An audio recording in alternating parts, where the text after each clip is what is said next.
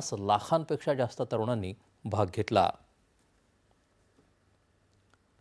अमेरिकेनं सुरू केलेल्या पॅक्सिसिलिका या धोरणात्मक उपक्रमात पुढील महिन्यात भारत पूर्ण सदस्य म्हणून सहभागी होण्यासाठी त्याला आमंत्रित केलं जाईल, असं भारतातील अमेरिकेचे राजदूत सर्जिओ गोर यांनी सांगितलं।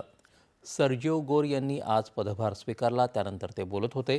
महत्त्वाची खनिजं आणि ऊर्जेपासून ते अत्याधुनिक उत्पादन, सेमीकंडक्टर, कृत्रिम बुद्धिमत्ता विकास आणि लॉजिस्टिक्सपर्यंत सुरक्षित, समृद्ध आणि नाविन्यपूर्ण सिलिकॉन पुरवठा साखळी तयार करणं हे या उपक्रमाचं वैशिष्ट्य आहे।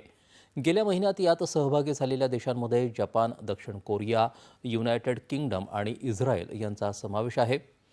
व्यापार कराराबद्दल उभय देश दोन्ही बाजू सक्रियपणे वाटाघाटी करत आहेत। व्यापारासंदर्भात उद्याही चर्चा होणार आहे, अशी माहिती त्यांनी दिली।